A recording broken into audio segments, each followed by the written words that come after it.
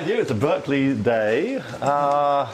This talk is off topic. You know, there's a rule that you should never start a talk by apologizing, but there's no rule saying that you can't start a talk by blaming somebody else. So I'm blaming the organizers for the fact that I'm off topic course here.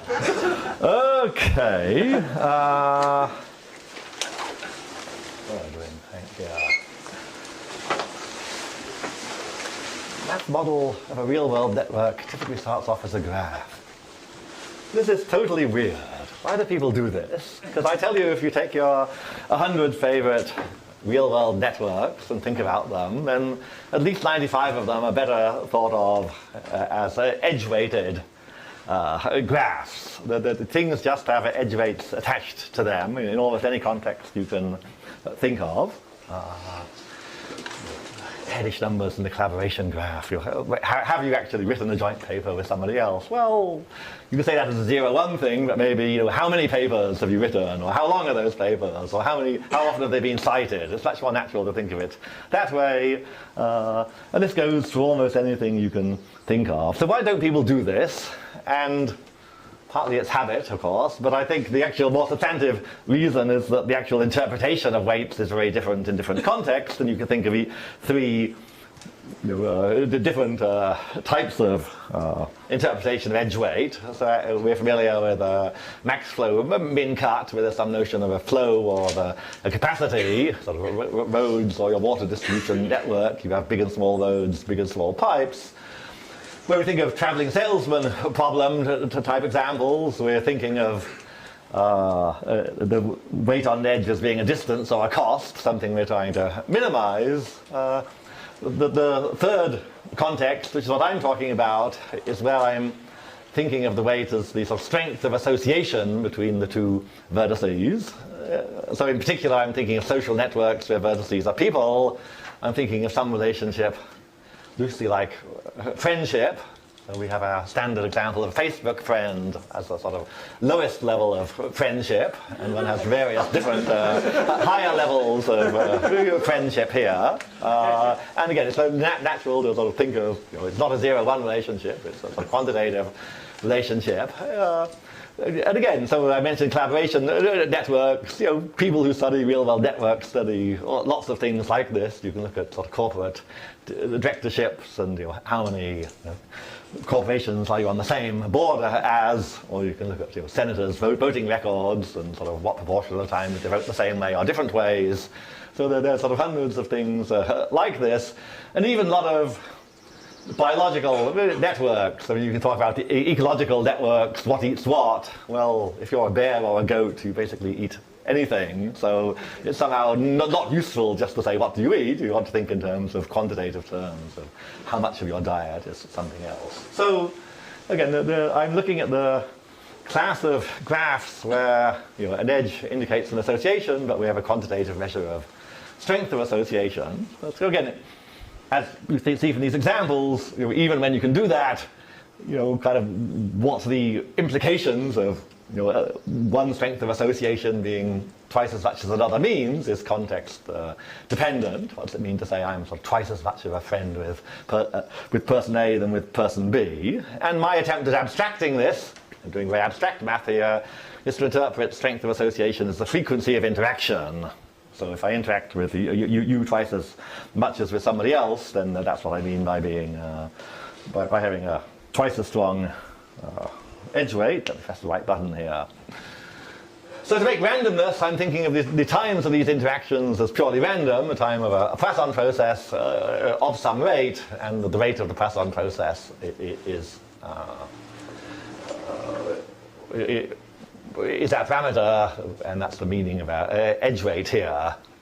So as an aside, this sort of notion of interaction is kind of what's at the base of what statistical physicists and probabilists think of as interacting particle systems, where you think of individuals having some internal state, and when two individuals interact, their states are updated according to some rule.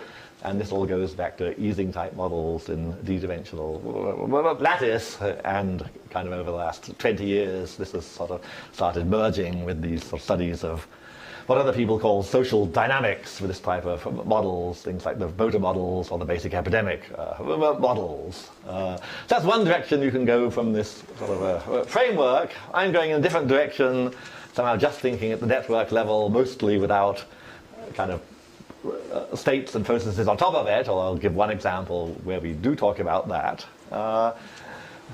So my story is that we're just interested in some quantitative feature of a network, and we could just calculate that if we knew what the network was, but we don't. Sorry, what's the question? Sorry to interrupt so early, but are you given the WEs or are you given No, I'm about to say that. You're given the vertices and nothing else. Right, you start off. Okay, let me get let me get to the next part here. Okay, so the right, the very vague question is, what do we do if we have an imperfectly observed network? How well can we estimate things which we could calculate if we knew what the network was? So we're going to call that the imperfectly observed network problem. People obviously have thought about this before. You can't be the first person to think of something simple like that. So there are different ways people have thought about it. I'll mention one popular way later, but I'm just going to talk about the way I want to think about it. I'm not claiming this is useful for real-world data, interesting as math theory. So my more precise setup, a network is a finite edge-weighted graph. I'm concerned with some statistic or a metric on there, just a number you can associate with any such graph, or function along graphs. So there's some true network which we can't see, but for simplicity we'll suppose we know the vertices. And we start watching this, and what we're seeing is the interaction process described above for each pair of vertices, for each potential edge. There's an edge weight. If it's 0, then we don't have any interactions at all. If the edge weight isn't 0, we're seeing interactions as a Poisson process of rate that WE. So somehow I start off seeing this, and then I see an interaction here, an interaction there, an interaction there, and it's unnatural to draw these interactions just as edges. So at some time, after a little time, I've seen an observed random multigraph of this type, and one way of representing the data is as a multigraph. Now, of course, if I observe this graph forever, then the law of large numbers tells me that I can just sort of estimate what all the edge weights are. The edge weight is the asymptotic number of interactions per unit time. So at time t, I just look at the sort of observed number of interactions per unit time, which is just the number of interactions divided by t. So I could think of this. So I could think of my observations either as this random multigraph or as a random weighted graph where instead of 3 edges here I have one edge of weight 3 over t attached to it. So that's the same story.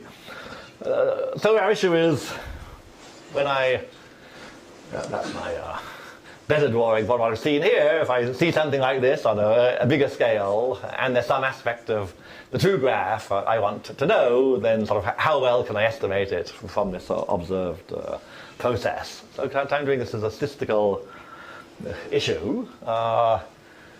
General comments. I should say there's almost no technical stuff in this. The paper's mostly words, or the talk's mostly words here. Again, this is a sort of general framework, because any question about networks you're interested in, if you can do a version where you sort of assume the network is known, you can also sort of go up and say what happens if we don't know the network. As I mentioned before, there are other ways of thinking about what an imperfectly observed network is. I'll say it later. The first way you think of doing it is to say, well, let's just sort of estimate the edge weights. So this is what I was saying here. I just sort of observe this for some time. If I see 3 interactions in time t, I can my estimate, which according to your philosophical viewpoint you can call the sort of natural estimate or the naive frequentist estimate of the edge weights, is 3 over t. So we have a sort of estimated weighted graph, and I can just sort of apply my statistic to the estimated graph. The trouble from a statistics point of view, and I'm sort of out of character because I sort of spend my life saying, I'm not a statistician, I just sort of work in the statistics department, but here I'm wearing my statistics t-shirt. So I'm pretending to be a statistician temporarily here. So from a statistical point of view, you have some complicated nonlinear function of unknown parameters, and the idea of, well, you estimate the parameters separately and apply the nonlinear functional, that's not stupid, but there's no reason to believe that's the optimal way of estimating a nonlinear functional. So it may well be there are better ways of doing it, and we'll see one example where there clearly is. At the other extreme, we always have a naive Bayes estimator. Being a Bayesian, gets rid of one bunch of problems and creates another one. So I'll talk a bit about that at the end if we have time. I'm off topic for this lecture because I'm not concerned with computational complexity. So computation is free. So our cost here is just the observation time. So computers are cheap, but setting up the observations here. So to start formulating an actual question, whatever estimator we use, somehow I'd say error is going to depend if we observe for a fixed time t and then make an estimate, then the error is obviously going to depend on what the unknown true graph is, and we sort of don't want that.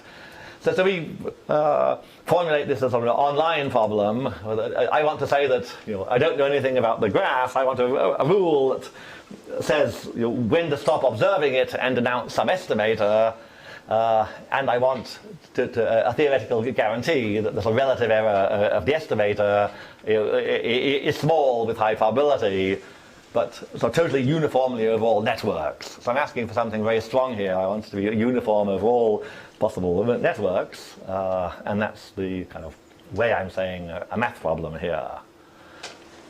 So let me repeat that, the program again. The bottom line of the talk is that I actually have no idea how to do this for interesting things. That's why lots of open problems here. But we can do it for a few statistics which are suggestive. I should also say this is ongoing joint work with graduate student Lisha Lee. Is she here? Oh, teaching. Okay. Who knows? Okay. I think she's actually teaching a lab or something. Who knows? Yeah. Okay, so again, I want to do some kind of discussion to get an idea of orders of magnitude. So there's some sort of total interaction rate with the rest of society of a given individual V, that's sort of WV. To make sense of things, time doesn't, we can scale these rates arbitrarily up or down, so when we're in continuous time, so time doesn't make any sense without some standardization. For discussion purposes, let's just assume all these total interaction rates of a person are 1, and that makes sense of time. So in time t, we're seeing on average t edges per vertex, n number of vertices is getting large. Qualitatively, there are 3 different time regimes. If t is little o of 1. If t gets small, then it's a typical vertex we haven't seen anything, so we can't say much about the graph when you haven't seen any edges at a given vertex. If you remember the birthday problem, it says that at time order n to the minus a half, you start seeing a few vertices with more than one edge. This enables you to start getting information about the degree distribution, or the natural weighted analog of a degree distribution. So if t is only just little o of 1, you can basically observe things like you can observe things like the degree, the distribution of degrees of vertices, and if there are lots of triangles, you can start doing other local statistics of relative numbers of triangles. But you can't do much more than that for t equals 1. At the other extreme, by the coupon collectors problem, typically if you want your observed graph to be connected, we need to go up to time of order log n. And at that time, of course, we're having order log n edges per vertex. If I think loosely about the sparse graph setting, I'll say what that means in a minute, but in the sparse graph setting where the sort of maximum edge weights of the vertex aren't vanishingly small, then we've seen sort of order log n of those, so we have good estimates of the large edge weights. And roughly speaking, I'm sort of fudging here, sort of in this regime we can start estimating anything well. So the An interesting regime is where t is the largest constant. If you're a surveillance agency with a 3-letter acronym that's getting metadata for all your phone calls, then the issue is what can you tell when you've seen sort of 13 or 57 phone calls between people? What can you say about the structure of the graph there? Okay, so the problem I'd like to do and can't do is a connectivity problem. So I suppose we sort of run this, we get up to some stopping time, say, and we sort of observe that we've got a sort of highly connected, in some sense, giant vertex set. So again, if we have average degree 13, then somehow we are probably not completely connected, but maybe we have a connected set of size 99% of n. If we suppose not only that, but we can sort of find maybe some a vertex set of size sort of 98% n, which is sort of highly connected in some unspecified say, then we'd like to infer that the true graph has some similar giant vertex set that's highly connected. So we conjecture that something like this is true. The reason we think something like this is true is the idea that there's a randomness in going from the true graph to the observed graph, randomness to make things less well connected, and therefore if we observe that it ends up well connected but less well connected than the true graph, then the true graph has to be well connected. Now there's sort of weird logic in here which we'll say later, but that's the intuition. But we can't do any reasonable version of this at all. Okay, so changing gears, sort of there's a sideways approach to our program that gives us some odd results. So I can say two results in parallel. I'm thinking of representing the our observation process as this sort of growing multigraph process. We see more and more interactions and draw in the edges. I have these two stopping times defined as the first time I see k edge disjoint copies of some structure. Here, rather extreme ones are triangles and spanning trees. One can do the same thing for any structure. Of course, edge disjoint, I can use sort of different copies of different edges between the same vertex pair. And the proposition below says that if I look at how these are concentrated in terms of standard deviation over expectation, again, I have to think of things of this form because I can scale all my weights, and that scales all the times linearly, so I have to scale those out. And these are just absolutely bounded in a way that goes down by with k in a particular way. So these are totally independent of what the true graph is. They're totally independent of the weights.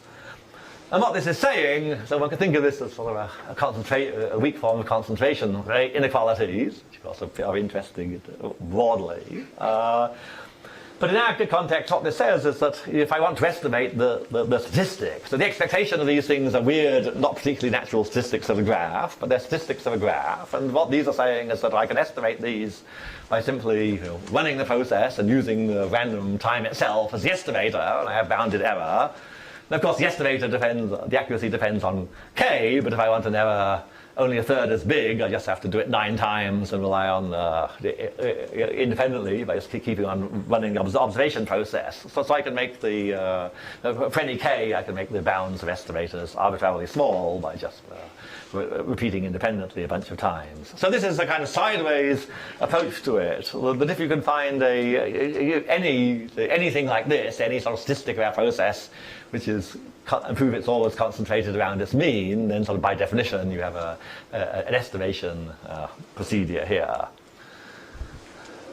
So I'm going to say a little, again in words, without epsilons and deltas, about where this comes from, and partly because there's an open problem I want to circulate. So it's out of this archive preprint. So there's some abstract structure that if I have something that's like an increasing set-valued Markov process, and if I'm looking at the first time that it's an increasing set, that is, look at the first time that this process has a property which is sort of closed under adding extra edges, then we just have a simple general bound for this weak concentration quantity, standard deviation over expectation. So if we apply this in our context without the first time we contain k disjoint objects and see how far we get without actually specifying what the objects are, we can get a certain way without specifying what the objects are. And then of course there's some computation, something we have to do involving the objects. And I'm going to say what we have to do in loose terms as a bit of a game. And this is a game that turns out to be trivial in our two examples, but not in others.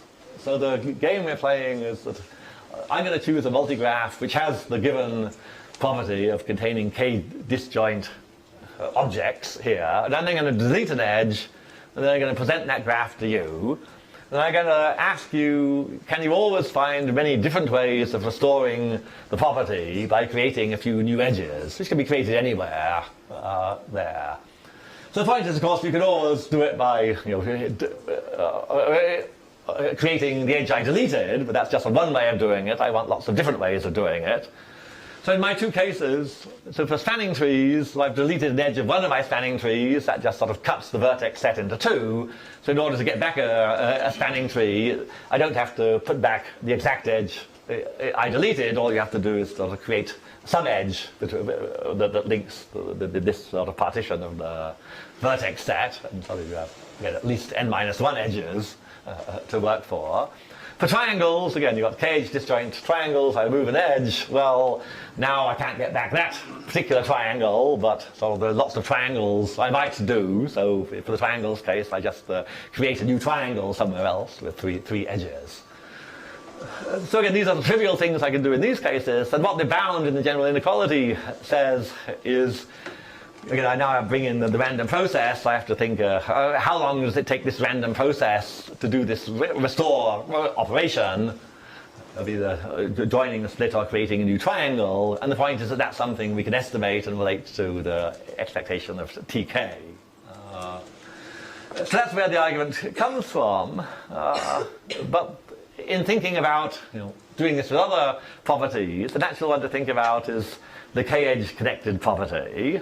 So to sort of play this game now, we have to answer the following problems. If I choose a k-edge connected graph, I delete an edge, I show you the resulting graph. And now, is there any structure theory that tells you that there are a lot of different ways of creating edges to restore this k-edge connected property? And somehow Menger's theorem gives equivalent conditions for being k-edge connected, but I don't know if there's any structure theory. I don't know if it's always possible to do this, or maybe there are examples where it just isn't possible. But anyway, ask your favorite graph theorist if they know how to do this. Okay, let's move on to more natural statistics. In sort of traveling salesman problems type world where edge weights are costs, you talk about minimum weight matchings. Here I'm trying to match people with their friends, so the weight's the strength of friendships. I want sort of maximum weight matchings. So again, if I'm in an edge-weighted graph, take n to even, a matching is a set of n over 2 edges, such that each vertex in exactly one edge. You all know this. The weight of the matching is what you think about it. The maximum weight is just the sort of maximum over matchings of the weight of the matching. That's the natural statistic of our edge-weighted graph. Can we estimate this from our observed graph? So this is the basic example where the sort of naive frequentist estimator doesn't work.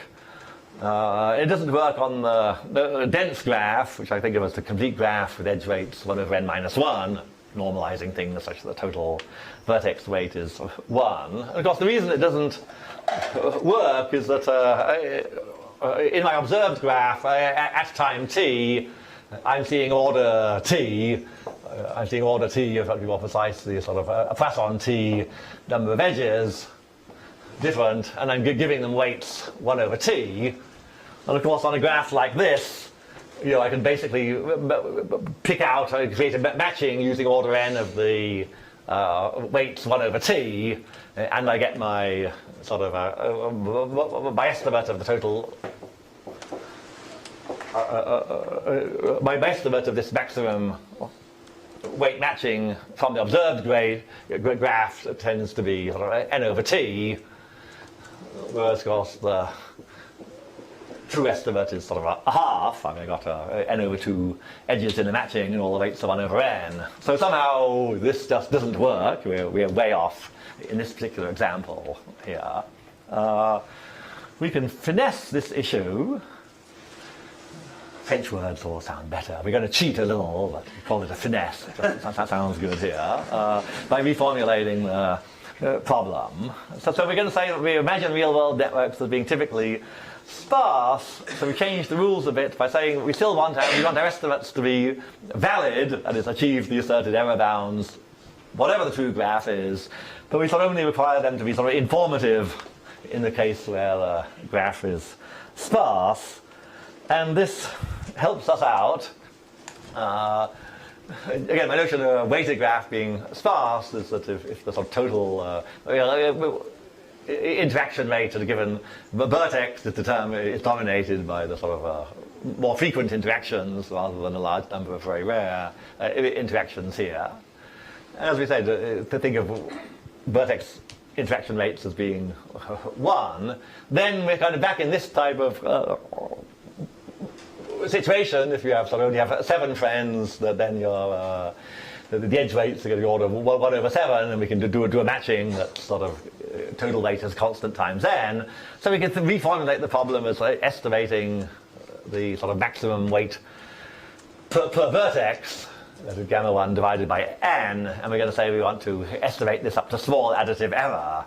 So the point is, in a dense graph, this is a very small number anyway, so we're not getting an informative estimate, but we're getting an estimate that is informative for a sparse graph here. Of course, the point in kind of estimating or matching is that at some point we have to get grips on estimating the weights of the individual edges in the matching, and to do that we have to have observed them at least twice. There's this world that statisticians call the unseen species problem. The better way of saying it is, we know how many different words Shakespeare wrote down in his plays and sonnets. We can count them, but how many did he know? Presumably he knew a bunch of words he never had occasion to write down. So how do you estimate that? You need some statistical model to do that. So that's a standard. Again, this project relates to sort of lots of different areas. Anyway, so that suggests the way to go, which is that the statistic I'm going to use is basically saying when I try out a matching pi and calculate its weight, I'm only going to count edges where I've seen at least 2 interactions, which these are sort of giving me some sort of useful information. So I take the maximum over that overall matches, and intuition that turns out to be true is that this is a good estimate in a sort of slightly cheating sense, up to order n-1. Error, that our error here is a bound that just depends on t. The best you can hope for, but just by considering a graph with 1 edge, and the usual square root law is a t to the minus a half bound. And again, conceptually straightforward, messy arguments show this is true for some explicit psi, which kind of behaves roughly as you think it's going to for large t here. I'm finessing details here because there's a scaling. There has to be a scaling factor from the edge weights or the maximum edge weight, but we can estimate that quickly, so we can apply this actually without assuming anything a priori about the edge weights. A similar area, again, mathematically even easier, is thinking of community structure. So again, you have to remember I'm ignoring computational complexity. I'm thinking of cost as observation time here.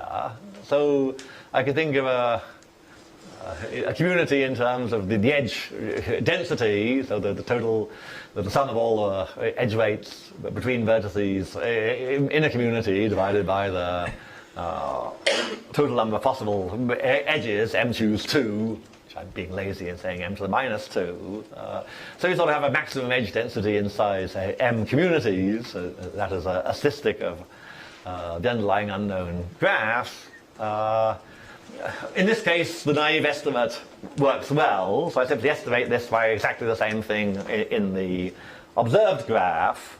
If I want to make some inference from the observed graph to the true graph, somehow I can't have m fixed then go to infinity, because anything will happen eventually for a sort of finite, as far as finite sets are concerned. So we need to take the m going up as order log n. Then again, by very sort of straightforward arguments, we get a sort of statistical confidence interval. Again, the randomness sort of makes these things better. They may make the edge density larger, so the actual sort of true maximum edge density is going to be somewhat smaller than the observed one, but we can get again explicit bounds that are roughly of the form stated here.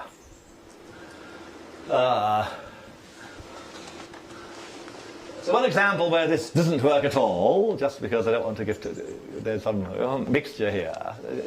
This is what I think of as one of the two basic processes built over weighted graphs. One, of course, is the sort of Markov chain, or continuous time random walk on the weighted graph, which has extensive theory connected to electrical networks, etc. But the other one is the sort of first passage process, first passage percolation process. Again, given a sort of a fixed, a non-random edge-weighted graph and two distinguished vertices, a start and a finish, we use the edge weights to create independent random variables with the given rates. So again, a weight being large indicates things are close together.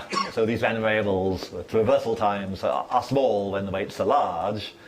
There's a first passage time, just the minimum value of the sum of these traversal times over all paths.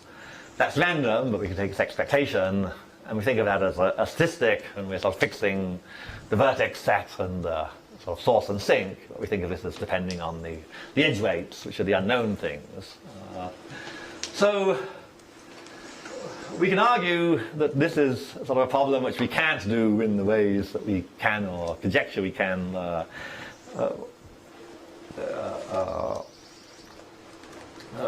for other statistics. So the background, of course, is that because our observation process is involving these Poisson processes, these exponential times, so we can always actually use the observation process itself to simulate the actual random FPP time.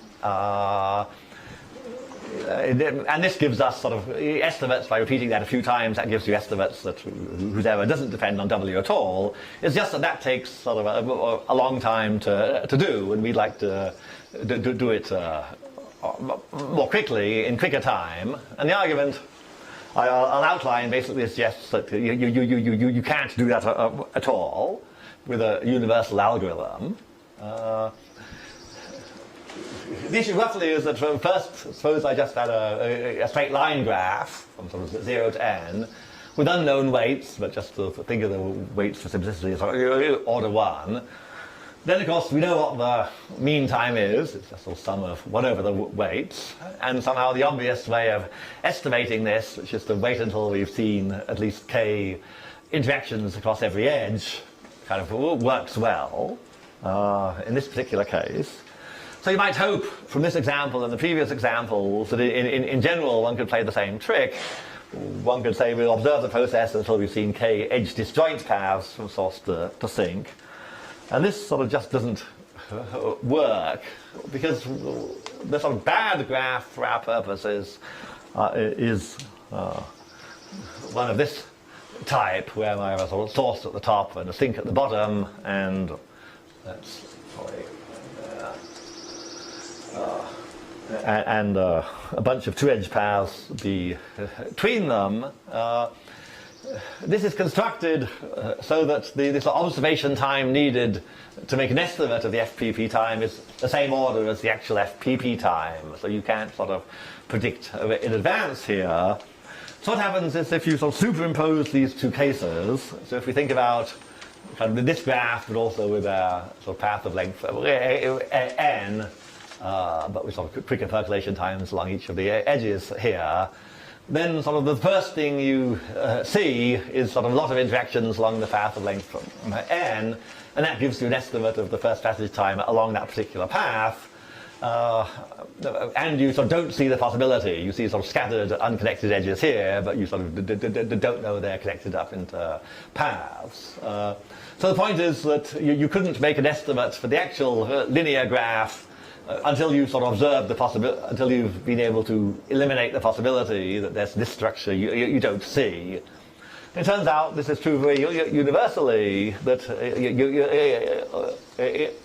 if you claim you have a universal algorithm, and if you claim that sort of for any graph whatsoever, that this algorithm kind of gives an estimate of the true FPP time sort of a lot earlier than the observed FPP time. I'm sorry, I'm messing up these controls here.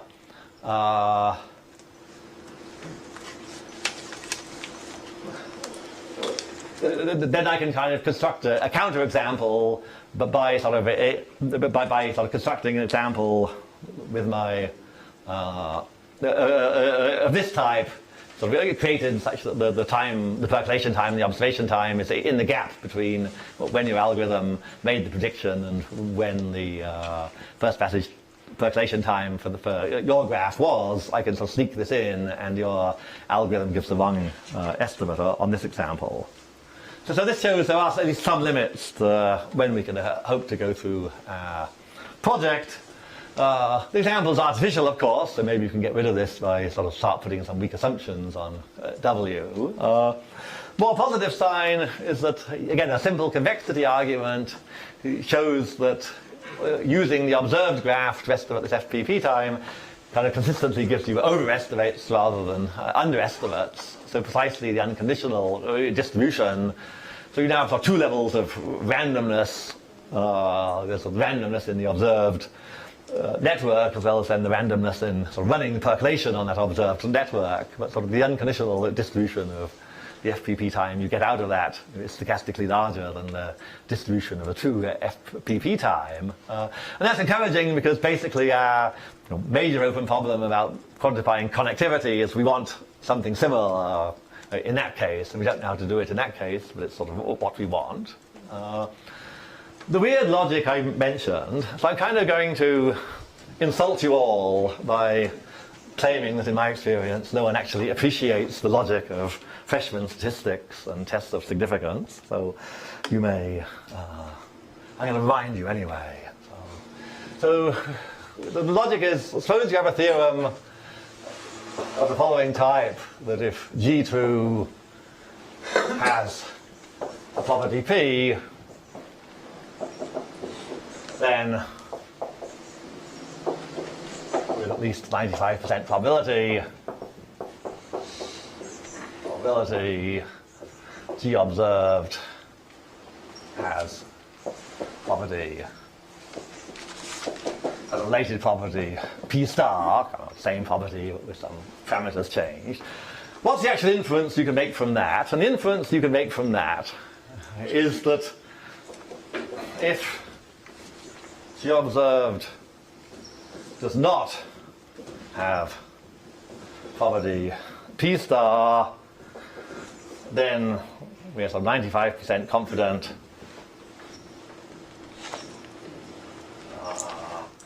that G true has property P.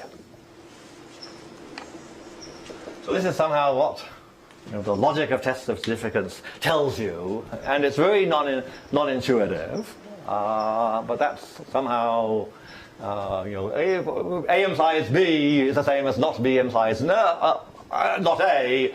We're using that logic, but we're going from probability to an assertion of confidence, which means that, because in frequentist world you can't make probability statements about parameters. Negation. Does not. Good. See, I see it's so hard. This is so non-intuitive that you make even when you think you understand it, you start saying stupid things here. I'm proving my own point here. G true, not property P. So that's the logic. The point is that for inference we want to make positive assertions. So again, we sort of I want to end up with saying, I want to make an inference that if it does have a property, maybe we should change to Q, P star to Q, then I want to say I'm 95% confident that G2 does have property. I'm actually going to mess this up, because I didn't prepare to do this. G2 has property Q star.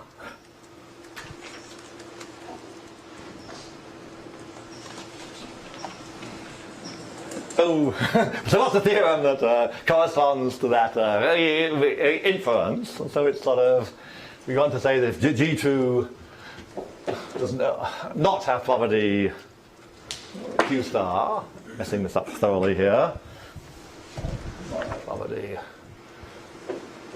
Q star, then with 95% probability, G observed not have property Q.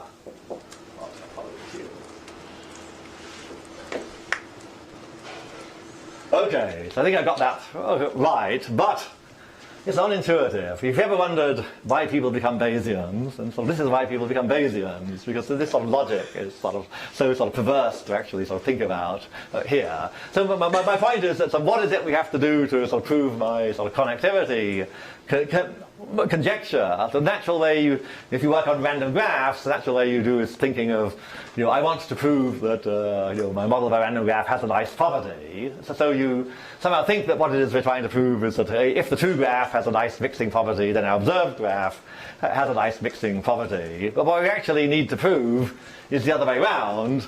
If you want to make the inference about this for nice mixing properties, the theorem we have to prove is that if the unknown true graph fails for some desirable mixing property, then the observed graph also is going to fail that. And it's just sort of hard to keep this logic in mind. Okay, that's my lecture here. Oh. Out of time here. Do I have anything else interesting on here? Just to say what's in the literature for imperfectly observed networks. So here's a survey, cited 683 times. That's what they call the link prediction problem. So here they're looking at unmated graphs, and they're supposed, the sort of stripped down version is that you know the vertices and all the edges you see are really there, and the only problem is there may be unobserved edges. So they formulate this problem in a quite different way. The goal is to sort of write an algorithm that takes sort of observed edges and input, and then outputs a list of all the sort of non-edges, or all the things you haven't seen, all the possible edges, in decreasing order of some perceived likelihood of the edge being present. So how do you do that? Well, basically you kind of look at little neighborhood statistics. So anytime you have a pair of vertices that sort of are not, where you don't have an edge between them, you kind of look at the neighborhoods of both the vertices and see if they have vertices in common. There are many ways of doing that, but you basically look at some statistic of pairs of vertices depending typically on the local structure of the graph, and then you sort of simply output the non-edges in sort of order of this statistic. So the point is that there's no probability model involved at all. This is just an algorithm. So how do you test an algorithm? Well, you do it empirically. You take a bunch of real-world networks, and you then sort of randomly delete some proportion of the edges from the real-world network and sort of feed them to the algorithm, and then just see how well the algorithm actually does in reconstructing from this sort of synthetic observed graphs, thinking of real graphs with randomly deleted edges. So as I said, sort of, I don't know if there are actually 683 versions of this statistic here, but there are a lot of versions. People have played around, and you have little competitions on whose algorithm of this type works best. So somehow this has no probability model involved. So it's hard to make it's hard to say anything in our world about this. I mean, I'm working with a probability model, but of course it's a rather unrealistic probability model itself. So there's swings and roundabouts there. Okay, I'll stop there. Thank you very much.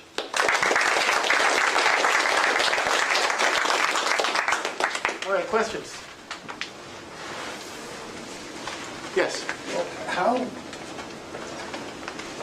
your specification of an imperfectly observed network starts empty and you watch the data come in. Yeah. But there are lots of real-world networks where we have an existing amount of data and new data is coming in, and the old data is becoming stale and wrong. Okay. Do all the same sets of questions arise, and can you work them into the same framework? Okay, but saying the old data is wrong is saying the network is actually changing in time, presumably. Yeah, okay. Okay, you didn't say that. I had to infer that.